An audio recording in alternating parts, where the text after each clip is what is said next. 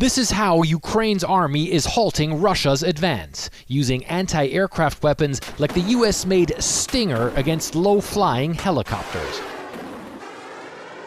Now, answering Ukrainian President Volodymyr Zelensky's plea, the US says longer-range anti-aircraft missiles are arriving in Ukraine, including the powerful S-300.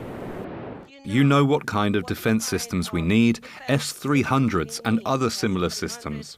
You know how much depends on the battlefield on Russia's ability to use aircraft.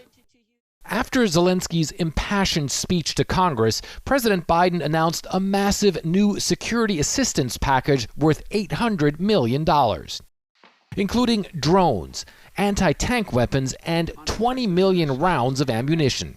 It includes 800 anti-aircraft systems to make sure the Ukrainian military can continue to stop the planes and helicopters that have been attacking their people and to defend their Ukrainian airspace. Despite being drastically outgunned, Ukraine's forces have been putting up a tough fight. The country's ground troops, led by Colonel General Alexander Syrskyi, a veteran of Ukraine's defense of the Donbas region. Meanwhile, the chief commander of the armed forces, General Valery Zaluzhny, who's widely credited with reforming Ukraine's military, vows to fight the Russians to the last drop of blood. I don't have any illusions and don't wait for a gift from God, he says. I fought and have been preparing my armed forces. The weapons supplied by the US and its allies are giving them a fighting chance. Ukrainian units blowing up Russian tanks with shoulder-fired missiles like the Javelin supplied by the US, or NLAWS, a similar anti-tank weapon made in Britain.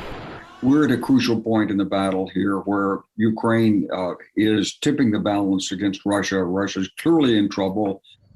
Ukrainian troops have fought tooth and nail with Russian tanks on the ground despite being massively outgunned by Vladimir Putin's army.